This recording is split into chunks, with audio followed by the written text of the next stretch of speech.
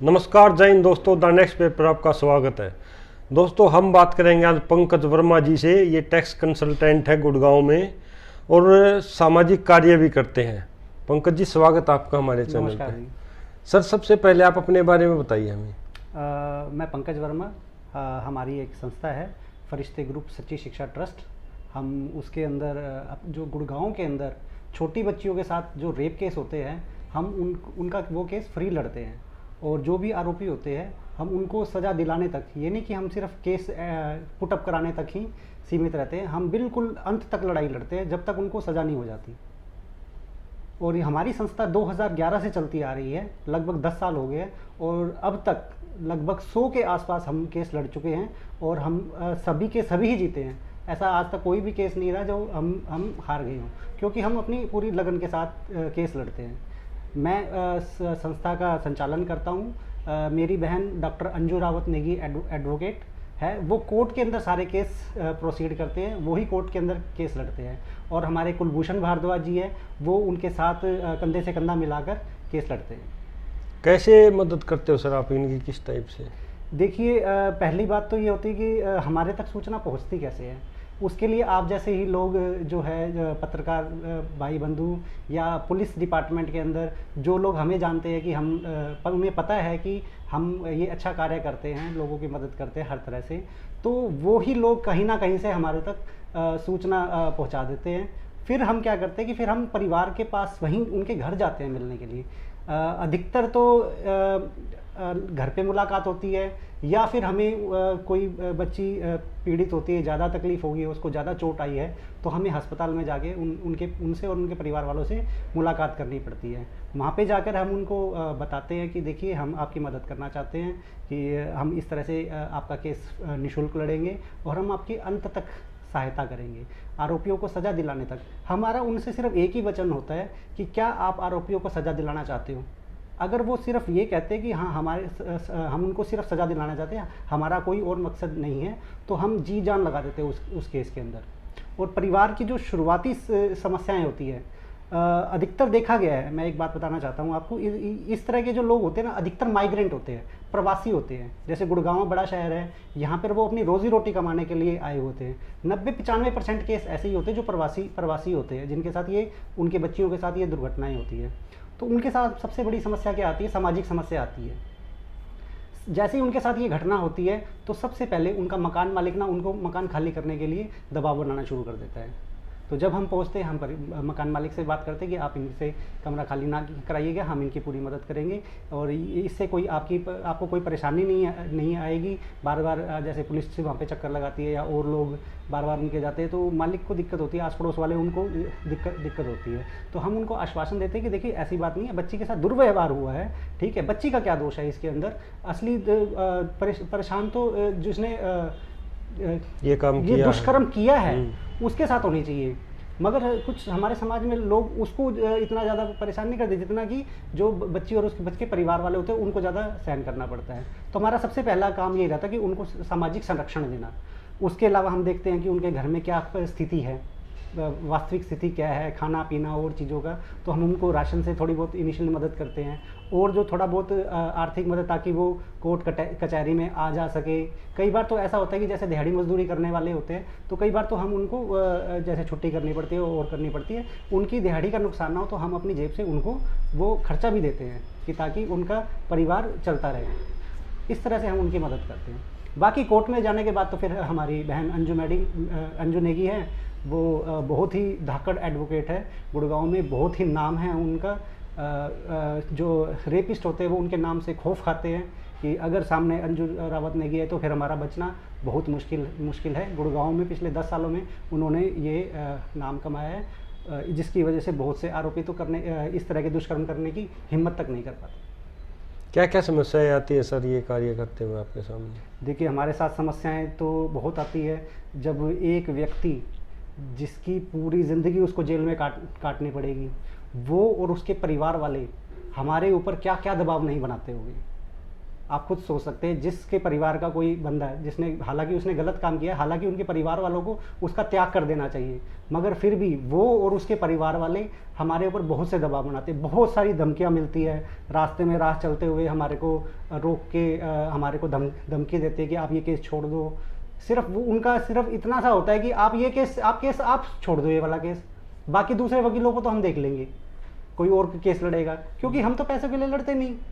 हमारा तो उद्देश्य एक ही होता है कि आरोपी को सजा कराना। हमारी संस्था का उद्देश्य ये है कि गुड़गांव में सफाई अभियान करना। इस तरह के जो मानसिक विकृति के लोग हैं, जो छोटी बच्चियों को शिकार बनाते हैं, तो उनको हमने सफाई करनी है ताकि हमारा समाज स्वच्छ हो सके, हमारी बच्चियां सुरक्षित हो सके। अभी एक एसिड अटैक का केस आया था गुड़गांव के, बहुत ही चर्चित, मैं उसके बारे में बताना चाहूँगा। उसके अंदर उम्र कैद तक की सज़ा हुई है उनको। तो उसमें मुझे भी बहुत सी धमकियाँ मिली। हमारी बहन अंजू रावत नेगी को उनकी जब गाड़ी पार्क होती, उनके गाड़ी के टायर काट दिए गए, उनके फ़ोन के ऊपर धमकियाँ आई। मेवात क्षेत्र से उनके पास बहुत सी धमकियाँ आई। इवन कई तो रास्ते में रोक के भी उनको धमकी देके जाते हैं कि आप केस से अलग हो जाओ, नहीं तो फिर उसके अंजाम आपको भुगतने पड़ेंगे। इस तरह की भी हमारे को धमकियां मिलती रहती हैं। अच्छा सर, अगर बाहर का कोई केस आता आपके सामने, जी जी, गुड़गांव गुड़गांव से बाहर का, तो उसको कैसे हैंडल करते हो आप? देखिए, वैसे तो हमारा कर्म क्षेत्र गुरुग्राम ही है, क्योंकि हमारी कुछ क्षमताएं हैं। हमें अपना परिवार भी चलाना होता है, अपना व्यवसाय, अपना कार्य भी करना होता है, उसके साथ साथ हम ये सामाजिक कार्य करते हैं। तो बाहर जाना हमारे लिए बहुत मुश्किल हो जाता है। हमने काफ़ी प्रयास किया बाहर से लोगों को जोड़ने का, वकीलों को जोड़ने का, ताकि वो हमारे साथ आए, मगर पिछले 10 साल से अभी तक तो कोई हमारे जैसा मनोभाव रखने वाला जो पूरी तरह से निष्पक्ष होकर इन बच्चियों के लिए लड़ सके, अभी तक हमारे को ऐसे लोग नहीं मिले हैं बाहर के जिस जगह में। अगर जैसे जैसे हमारे को मिलेंगे बाहर के डिस्ट्रिक्ट्स के अंदर, स्टेट्स के अंदर एडवोकेट मिलेंगे जो हमारे साथ निःशुल्क कार्य करना चाहेंगे, क्योंकि हम भी निःशुल्क करते तो हम उनको कुछ नहीं दे सकते। वो हमारे साथ जुड़ेंगे तो हम उनके साथ मिलके बच्चियों के परिवार वालों की हर तरह से मदद करेंगे। अगर फिर भी अगर परिवार वाला कोई ऐसा कोई केस आता है जो हमसे मदद मांगना चाहता है, तो वो या अपने उनका कोई सहयोगी वहाँ से कोई एक लोकल एडवोकेट कर ले, हम उनको पूरा केस गाइड कर देंगे, कैसे लड़ना है, कैसे क्या चीज़ें करनी है, कोर्ट प्रोसीडिंग में सारी हम उनकी मदद कर सकते हैं। उसके लिए हम कोई चार्ज नहीं लेंगे, हम पूरी तरह से निःशुल्क मदद करेंगे उनकी। कितने केस लड़ चुके हो सर अभी तक आप, और कितना आपका रेशो है केस जीतने का? देखिए, अब तक लगभग 100 से ऊपर हम केस लड़ चुके हैं, और लगभग सभी के अंदर हमने जीत हासिल करी है। जब इस तरह के केसेस में सज़ा 10-10 साल की थी, 7-7 साल की थी, तब भी हमने उम्र कैद तक करवाई है आरोपियों को। अच्छा जी। हाँ।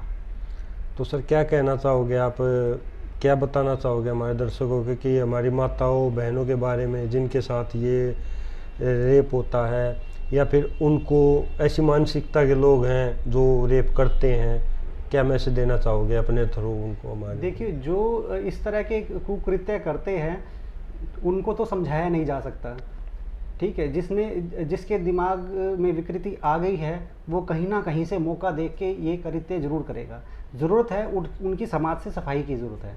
जो मैं सबसे अपील करना चाहूँगा माता बहनों से और समाज के जो अच्छे लोग हैं कि वो हमारे आँख नाक कान बने, ठीक है। वो अपने आसपास नज़र रखे कि किसी बच्ची के साथ कोई तकलीफ़ तो नहीं है, किसी बहन के साथ कोई तकलीफ़ तो नहीं है, वो उनसे पूछे। और मैं बहनों को और बच्चियों को कभी अपील करूंगा और समाज के कि अगर उनके साथ कोई समस्या होती है तो वो अपने परिवार वालों को बताए, अपने जो नज़दीकी दोस्त है उसको बताए, अपने टीचर्स को बताए। उनके साथ अगर ऐसा कोई दुष्कर्म होता है, सहन करने से ही उन आरोपियों को ज़्यादा शह मिलती है, उनको हिम्मत बढ़ती है, उनको हिम्मत मिलती है। अक्सर आपने एक छोटा सा एग्जाम्पल देता हूँ, अधिकतर क्या होता है कि जब लड़कियाँ ट्रैप में फंस जाती है, पहले लड़का लड़की दोस्ती करते हैं, दोस्ती करने के बाद लड़की उसके साथ अच्छा फील करने लगती है, फिर वो एक दूसरे के साथ अर्धनग्न अवस्था के अंदर फ़ोटो खींचते हैं, और या कभी ऐसा इंटीमेट होते हैं तो उस वक्त वो उनकी वीडियो रिकॉर्डिंग या फोटोग्राफी कर लेते हैं। उसके बाद फिर वो उनको ब्लैकमेल करना शुरू कर देते हैं कि अगर तुम दोबारा से मेरे साथ इंटीमेट नहीं होगे तो मैं ये सार्वजनिक कर दूंगा, या इस तरह से तुम्हारे घर में बता दूंगा, बदनाम कर दूंगा। इस सिचुएशन के अंदर लड़कियों को हिम्मत दिखानी चाहिए कि वो अपने परिवार वालों को और वो किसी मित्र को या अपने टीचर को इस बारे में बताए। उनको खुद को डरने की जरूरत नहीं है, आरोपी को डरने की ज़रूरत है कि अगर लड़की ने अगर किसी को बता दिया तो उसका क्या होगा। और लड़की के अंदर ये विश्वास होना चाहिए कि हमारे जैसे हम गुरुग्राम में हैं, इस तरह से हर शहर के अंदर वकीलों को आगे आना चाहिए जो मैसेज दे समाज के अंदर कि अगर आपके साथ कुछ ऐसा होता तो हम आपके लिए केस निःशुल्क लड़ेंगे, आप हिम्मत करके अपनी आवाज़ उठाइए और हम आपके साथ लड़ेंगे और आरोपियों को जेल पहुँचाएंगे। अगर सभी शहरों के अंदर इस तरह से दो तीन एडवोकेट्स भी अगर हो जाएं तो हमारा देश बिल्कुल जो इस तरह की मानसिकता के लोग हैं उनसे साफ हो जाएगा। Thank you sir. तो दोस्तों अभी पंकज वर्मा जी से हमने बात करी है, ये उनका कार्ड है और कार्ड पे नंबर लिखे हुए हैं। अगर किसी भाई को भी, किसी बहन को कोई इनसे अगर सलाह लेनी है या कोई ज़रूरत है तो इस नंबर पे कॉल कर सकते हैं। और हमारे चैनल को आप सब्सक्राइब लाइक करिए, ऐसी ही वीडियो देखते रहिए और ये वीडियो शेयर करिए ज़्यादा से ज़्यादा, क्योंकि हो सकता है किसी ज़रूरतमंद तक ये वीडियो पहुंच जाए और वो बात कर सके और उनकी प्रॉब्लम सोल्व हो सके। थैंक यू, जय हिंद दोस्तों, मिलते हैं द नेक्स्ट पेज पर।